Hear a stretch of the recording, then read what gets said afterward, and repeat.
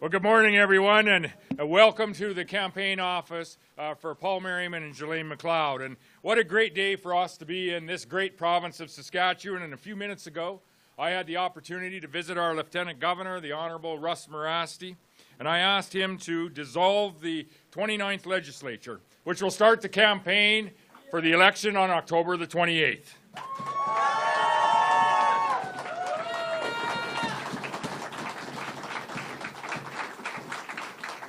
And I would say the choice for that election could never be more clear. Who will keep our economy strong and our future bright? And that will be the ballot question for Saskatchewan people on October 28th. That is the choice that voters will have between the Saskatchewan Party and the NDP. The Saskatchewan Party, we will be running on our record. And the NDP, well, they'll be running away from their record. Our record is one that is built and focused on growth and all of the benefits that can come from that growth. More people, more jobs, a growing economy means that we're able to invest in education, in health, in our community safety. It means that we can build more schools, more hospitals, and fix more highways from corner to corner to corner to corner in this province. It means that we can have the great quality of life that Saskatchewan people have come to expect and Saskatchewan people deserve. Well, the NDP record is just quite the opposite. It's a record of decline, loss, and closure. Driving away people, driving away jobs and opportunities for us and, more importantly, for our children. Closing schools and hospitals is their record. Raising taxes is their record. Letting our highways crumble. And losing a generation of young people to other provinces across this nation. Decline, loss, and closure. That is not only the NDP record, but I would say that that is the plan that they are putting forward. And let's never go back to those days. So the Saskatchewan Party will run on our record, but we just aren't running on that record alone. We have a plan for a strong economy and a plan for a brighter future. And that plan starts with keeping life more affordable for all who live here. So today, Saskatchewan is the most affordable place in Canada to live. And we have the lowest inflation rate.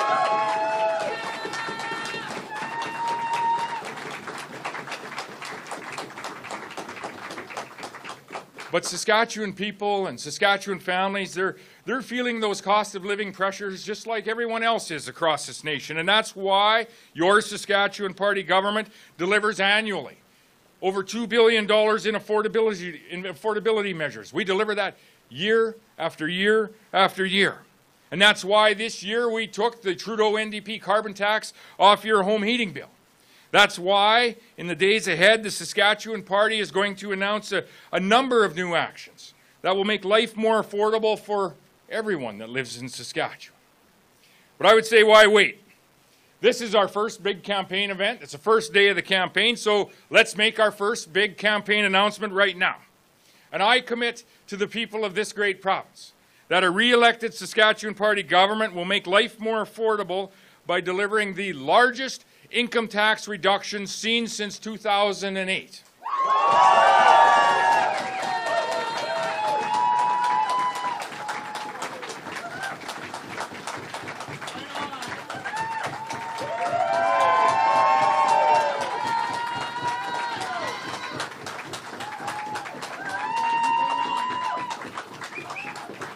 How will we do this, you might ask? Well, we will do this by increasing the personal exemption, increasing the spousal exemption, increasing the child exemption, and increasing the senior supplement by $500 each year for the next 4 years.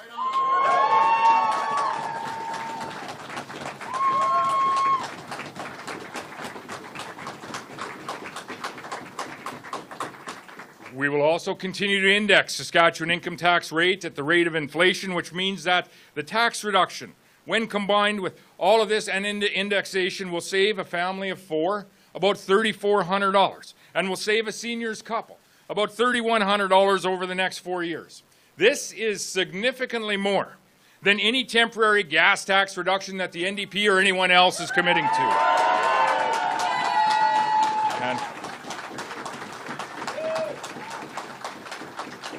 And just as importantly, it's not temporary. It will remain in place, saving each and every Saskatchewan person money each and every year into the future.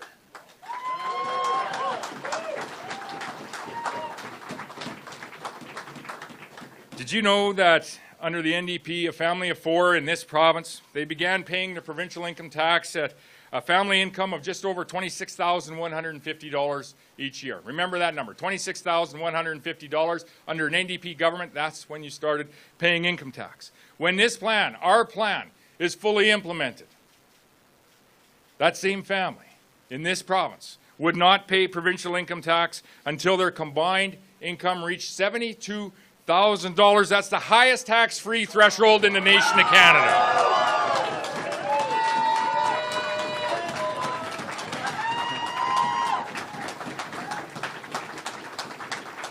As I said, the Saskatchewan Party has a record and we have a plan, and our record is one of reducing taxes from the very crushing levels that were here under the NDP. We reduced the education property tax after province-wide tax revolts under, yes, the NDP. We reduced the small business tax. We took the Trudeau NDP carbon tax off Saskatchewan residents' home heating bill. And we previously reduced provincial income tax, which removed 112,000 people from the provincial tax rolls altogether. Well, now, if re-elected, a Saskatchewan Party plan, when fully implemented, would mean another 54,000 people would be removed from the paying Saskatchewan income tax in any way. A total of 166,000 people would not pay provincial income tax in this province compared to under the NDP. A Saskatchewan, yes.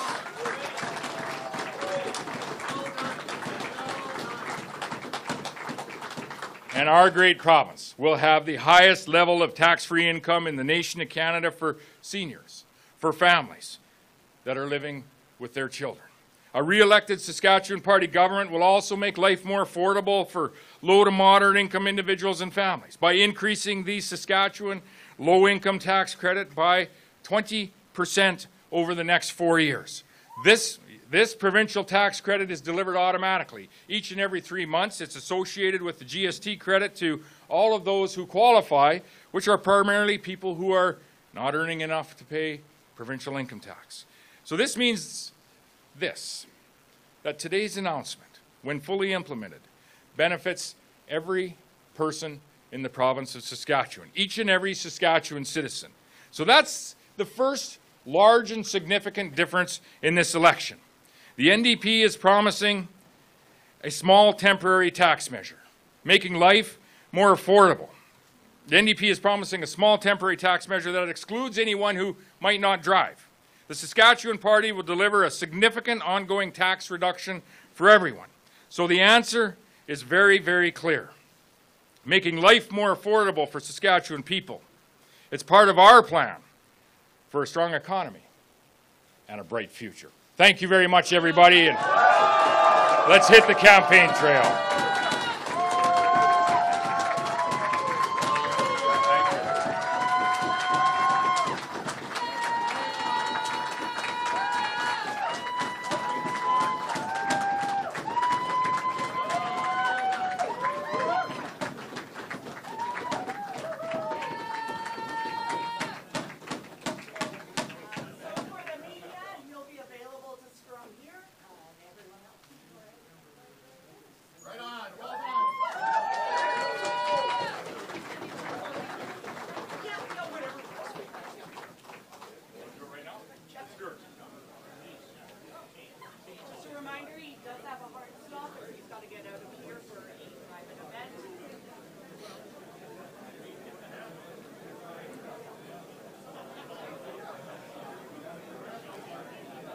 Hey, how are you?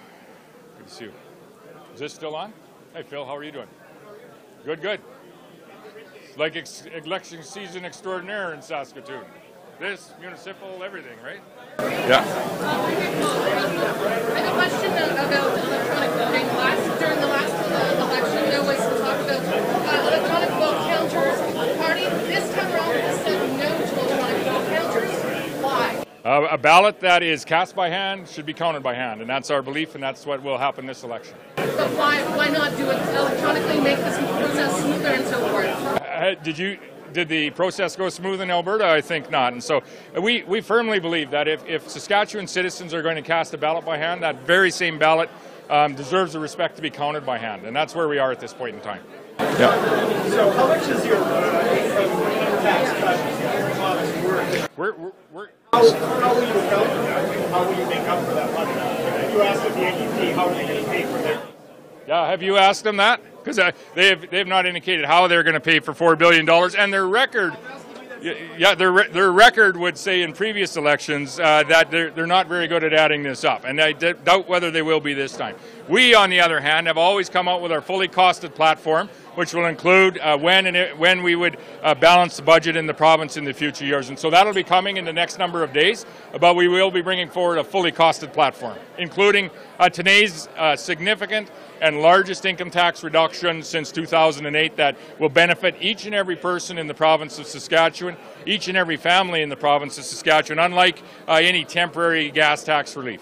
You probably know by now whether you will be able, with that income tax cut, whether you will be able to balance the budget for the next 4 years. Yeah, and we'll be releasing all of those figures. What I would say, though, is when you release your fully costed platform, which we always do, and then we will helpfully cost the opposition's platform as well, because in previous elections, they haven't been able to get that to an accurate point. There's 3 ways to pay for spending commitments, and today is an income tax reduction, which is different than a spending commitment. But there's 3 ways. You raise taxes, you increase your debt, or you cancel capital projects like the Urgent Care Centre here in Saskatoon, or the St. Paul's Addition, or the Parkade at the Regina General Hospital in Regina, or the Urgent Care Centre there, or the Victoria Hospital. That's what you do, and that's what we're hearing so far the NDP are focusing on, is cancelling capital projects, which are one-time projects and are not going to be there the next year to recoup those dollars. But we will have a fully costed platform in the days ahead, and we would hope that the NDP will at least try to cost their platform this time.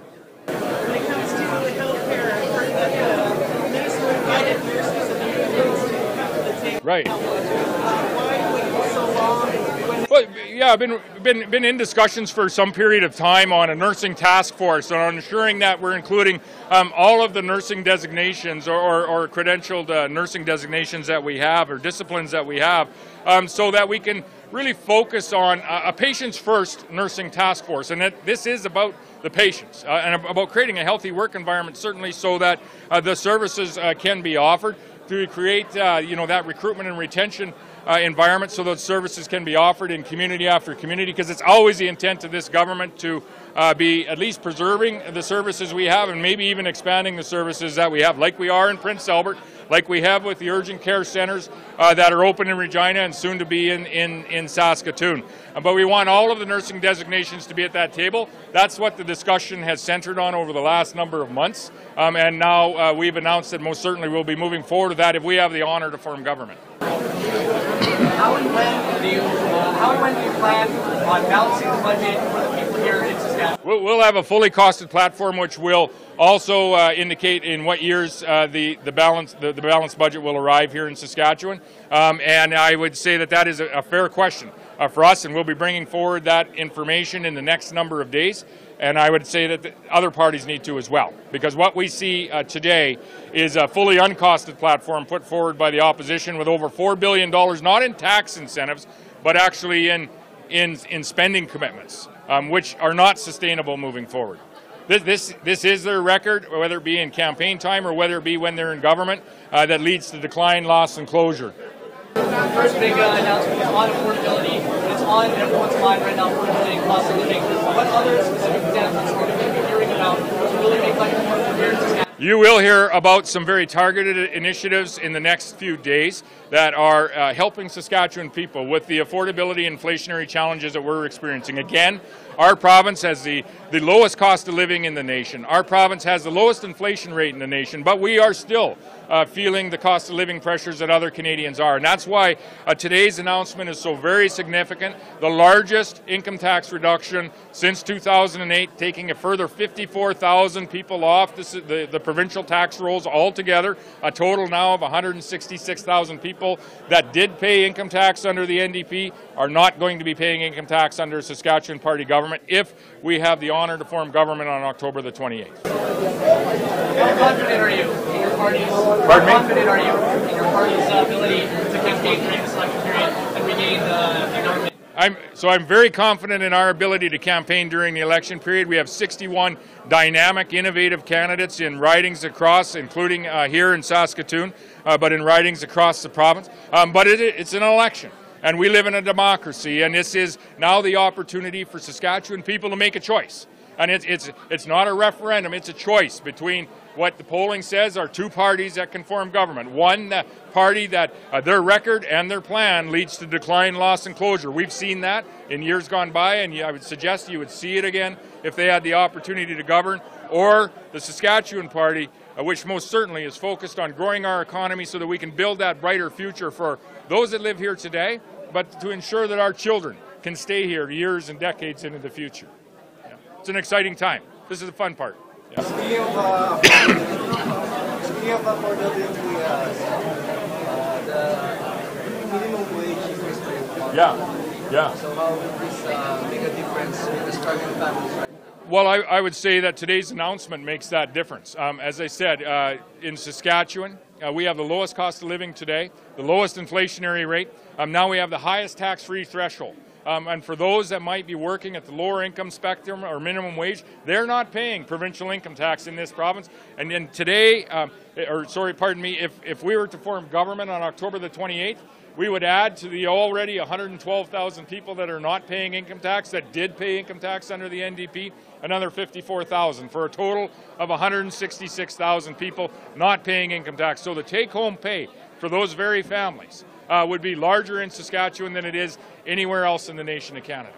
Yeah. Is the campaign built around the strong economy and all this lots of concerns about healthcare, education, sort of public Right. Do you think this is going to resonate with voters? Well, the economy is how we make those investments in healthcare and make those investments in education and investments in community safety. And you've seen a number of those. If you just go back to last year's budget, a 9% lift to our operating education budget. 28 schools are being built across the province today, either in the planning or building stages or recently completed. We have investments in the PA Victoria Hospital, which is going to add about 500 additional staff for the expanded service delivery for not only the city of Prince Albert and the people that live there, but for all of the families throughout northern Saskatchewan that use that facility. We're seeing the highest tax threshold in the nation of Canada, meaning that families take more home each and every year. All of this is only possible. Those investments in healthcare, the nurse task force, all of those are only possible when you have a strong, growing, and vibrant economy, and that's how we will continue to build a brighter future for more Saskatchewan residents in the future than even lived here in the past, as we are a growing province, and it's been a long time coming, and it's here today. Yeah. Some of the bigger costs that you've come to encounter recent years throughout forest fires connected to climate change, most people would acknowledge that you expect to spend a lot of time talking about climate change. You're probably aware that the Saskatchewan United Party doesn't think carbon contributes to climate change at all. It doesn't think it's happening. So how do you distinguish yourself from that? Well, what I would say is I would separate the discussion around climate change and carbon taxation. As climate is changing, and it is always changing, we most certainly are investing. And you've seen those investments with an aligned SPSA, or Saskatchewan Protective Service Agency, and how they're responding together now in a much more aligned fashion to what the natural disasters that we may face from time to time, whether that be forest fires in the last couple of years previous to that. There was some flooding in areas as well. And so we have an aligned organization that can respond to families' concerns and to communities' concerns in that space. Carbon taxation fixes none of this, and we've said that from the get-go with respect to, and this is where we differ very much from the other party that could potentially form government in this province, and that's the NDP, because they have consistently, the NDP have propped up Justin Trudeau in his application and expansion and increase in the amount of the carbon tax on Saskatchewan residents. And so I separate those two parts of the equation. Pardon me? I'm asking about climate change. What do you expect in your platform will be something about addressing climate change? We talk about what Saskatchewan industries and people are doing when it comes to the carbon environment and the carbon conversation each and every year. This is why we were in Dubai this last year. We produce the most sustainable products that you can find on Earth. Our canola and wheat, for example, has a 65% lower carbon content on a per ton basis than the next 7 largest producers. Potash in Saskatchewan, half the carbon content than the next largest producers around the world. And so when we talk about the most sustainable products and making choices around purchasing the most sustainable products, most certainly the world needs to buy more Saskatchewan. That's why we were at COP28 this past year, was putting not only what we produce in Saskatchewan on full display, but how we produce it from a climate change and from a carbon perspective. We have what the world needs, and we produce it how the world wants. And so that's where we are today, whether it be with our oil, our potash, our uranium, our agricultural products, and we're preparing for where we need to be tomorrow with the rare earth elements processing facility right here in Saskatoon, which will help stimulate the rare earth mining industry in this province, in Western Canada, and in North America. And so Saskatchewan has what the world needs today, has what the world will need tomorrow, and we're doing it more sustainably than anywhere else. And that is what we have put forward each and every day as a government. That's what we'll put forward during this campaign. And we would ask the NDP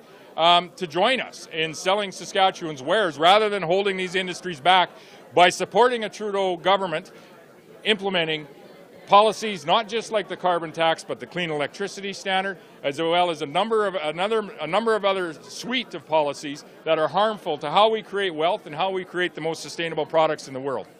For a couple last questions.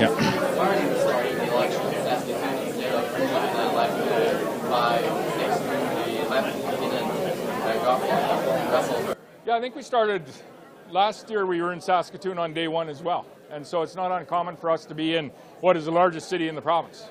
Yeah. Good deal. Just quickly, you're probably aware of the changes to healthcare that's happening in Alberta. You're restructuring the whole thing. Do you have any plans if you're elected again in the next 4 years to get that? I think the plans that we would have with healthcare I would point you to our record.